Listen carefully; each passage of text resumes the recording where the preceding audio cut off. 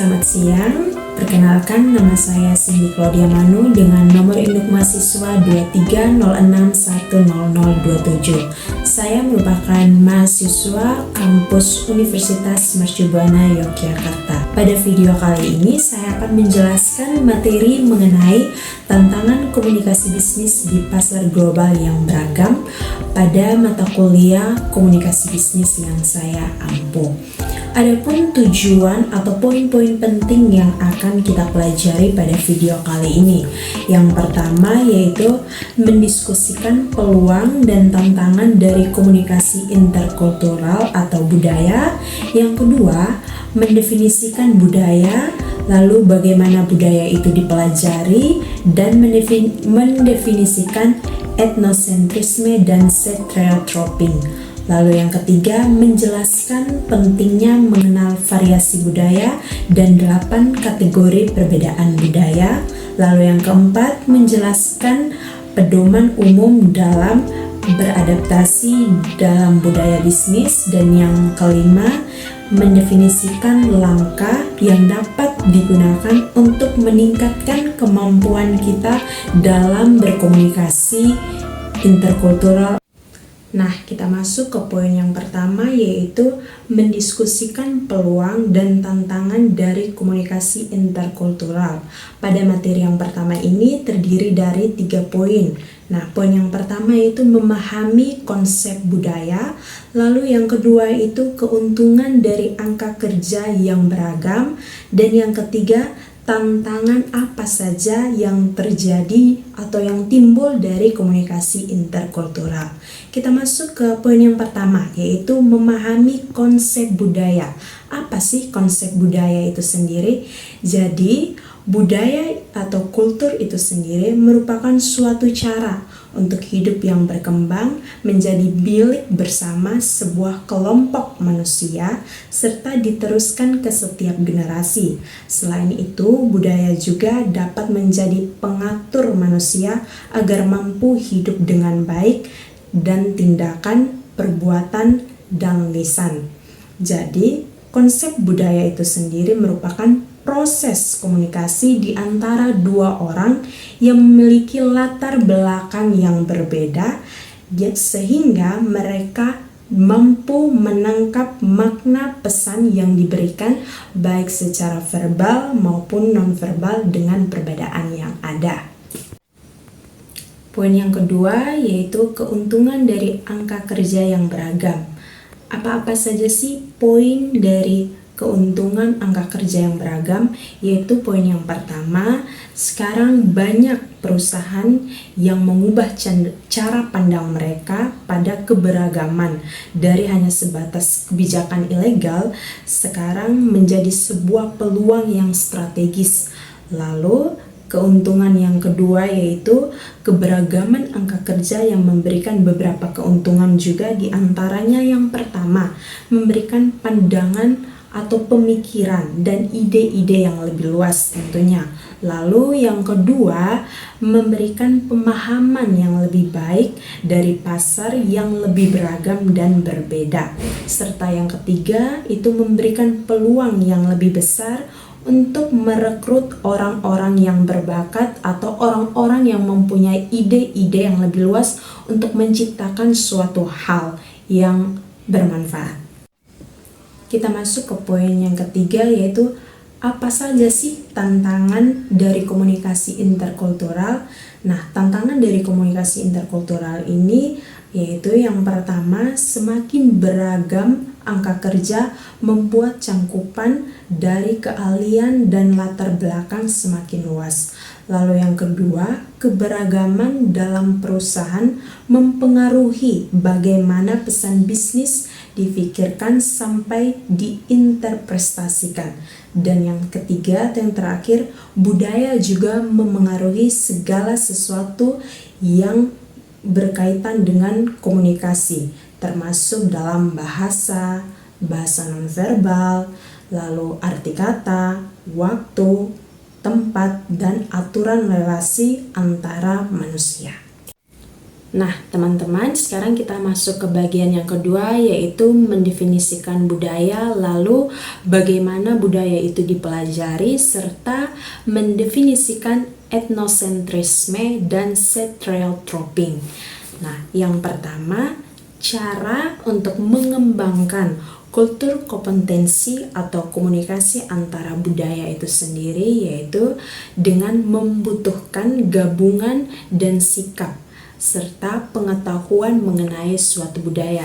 Jadi kita harus mampu untuk mengetahui budaya orang lain dari segi latar belakang, sikap, serta etika dan tata krama dalam budaya tersebut. Dengan cara seperti ini kita mampu untuk mempelajari atau mengetahui budaya orang lain. Lalu bagaimana sih cara untuk mengatasi etnosentrisme dan stereotyping itu? Nah, sebelum kita masuk ke cara untuk mengatasinya, kita harus tahu terlebih dahulu apa sih etnosentrisme dan stereotyping itu. Jadi, etnosentrisme itu adalah penilaian terhadap kebudayaan lain atas dasar nilai sosial dan standar budaya sendiri. Contohnya, orang-orang etnosentrisme ini memiliki kelompok lain relatif terhadap kelompok atau kebudayaannya sendiri, khususnya bila berkaitan dengan bahasa, perilaku, kebiasaan, dan juga agama. Lalu, apa sih stereotyping itu? Lalu stereotyping itu merupakan pandangan atau penilaian terhadap suatu kelompok yang membawa harapan pada setiap individu di dalam kelompok tersebut dan bagaimana perilakunya. Umumnya, stereotyping ini muncul karena kegiatan sosial di dalam suatu kelompok seperti usia, gender, ras, dan sebagainya. Lalu bagaimana sih cara untuk mengatasi etnosentrisme dan stereotyping ini? Yaitu dengan cara yang pertama, menghindari pandangan menilai semua budaya kelompok lain berdasarkan budaya kita sendiri.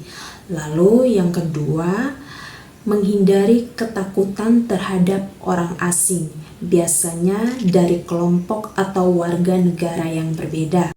Nah, sekarang kita masuk ke poin yang ketiga, yaitu menjelaskan penting mengenal variasi budaya dan 8 kategori perbedaan budaya. Jadi, ada 8 kategori perbedaan budaya. Apa-apa saja ke-8 kategori perbedaan budaya itu?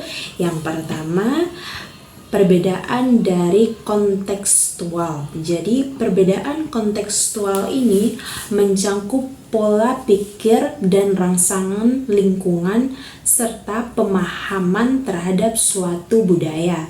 Contohnya dalam pengambilan keputusan, lalu pemecahan masalah dan negosiasi. Terus kita masuk ke perbedaan yang kedua, yaitu perbedaan hukum dan etika. Perbedaan hukum dan etika ini mencakup pada pembatasan hukum yang eksklusif dan pedoman etika yang inklusif. Jadi ada 4 prinsip yang harus diterapkan dalam berkomunikasi lintas budaya. Nah, keempat prinsip itu terdiri dari yang pertama, mencari pijakan bersama secara aktif. Lalu yang kedua, mengirim dan menerima pesan tanpa menghakimi. Yang ketiga, mengirim pesan-pesan yang jujur dan lugas. Lalu yang keempat, menunjukkan rasa hormat karena adanya perbedaan budaya. Kita masuk ke perbedaan yang ketiga, yaitu perbedaan sosial. Perbedaan sosial itu merupakan aturan-aturan sosial atau perbedaan-perbedaan dari satu budaya ke budaya yang lain. Contohnya, sikap terhadap kerja dan kesuksesan. Lalu yang kedua, peran dan status.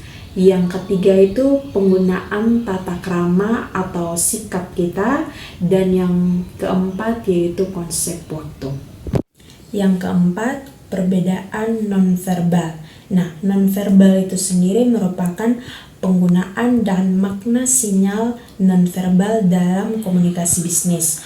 Contohnya nih, ucapan salam, ruang pribadi, sentuhan atau gerakan, terus ekspresi atau mimik wajah, kontak mata, sikap atau gerakan tubuh, dan formalitas. Itu merupakan contoh dari sinyal nonverbal yang terjadi dalam komunikasi bisnis.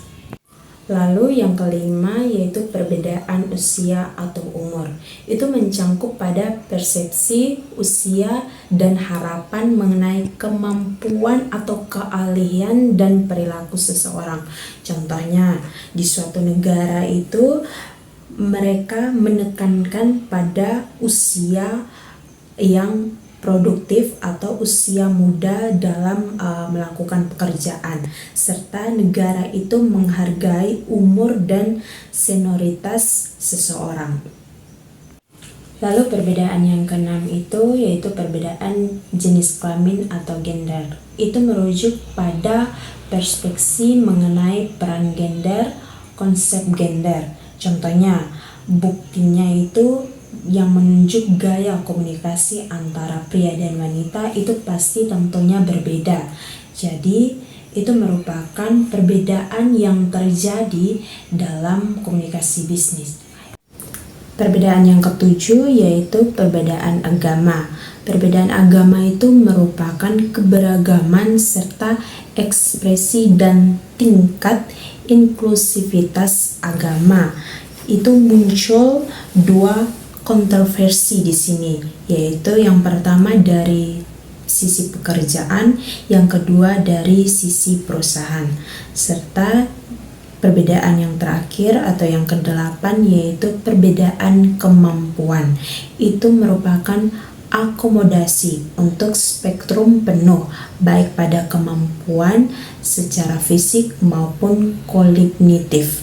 Nah, contohnya di sini saling menghargai antara individu dan kepekaan terhadap perbedaan yang ada. Teman-teman, sekarang kita masuk ke poin yang keempat, yaitu menjelaskan panduan umum beradaptasi dalam budaya bisnis. Jadi, pedoman untuk beradaptasi dengan budaya bisnis ini terdiri dari beberapa bagian yang akan kita pelajari. Yang pertama yaitu mulai sadar akan bisnis sendiri. Lalu yang kedua, hati-hati dalam menerapkan golden rule. Golden rule, apa sih golden rule itu? Golden rule itu merupakan hubungan timbal balik antara manusia dengan konsep yang positif. Contohnya dalam dunia pekerjaan di mana ada hubungan timbal balik dengan rekan kerja kita, di mana orang lain memperlakukan kita sebagaimana mestinya kita ingin diperlakukan atau saling membantu dalam pekerjaan.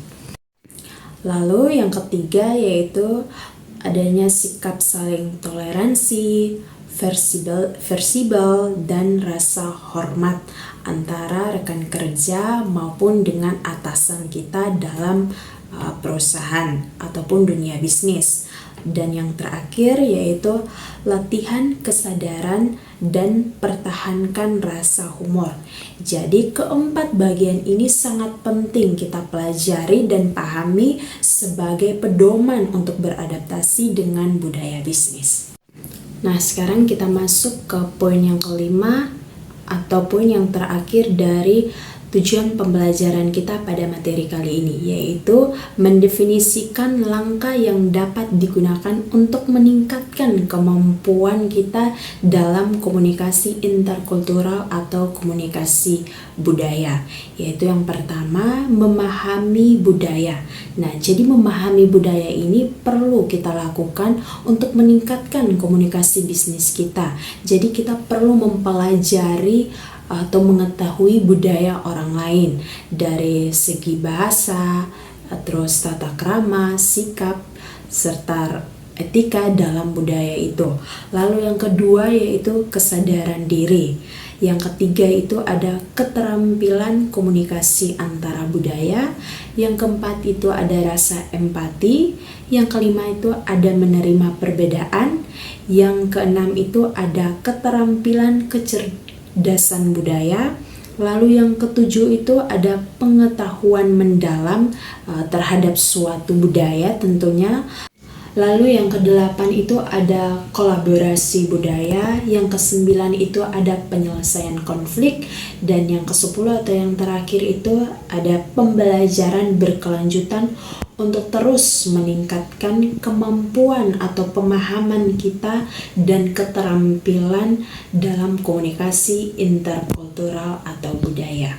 Jadi, ke-10 langkah ini merupakan tujuan yang harus kita lakukan untuk meningkatkan pemahaman dan juga kemampuan kita dalam berkomunikasi di lintas budaya.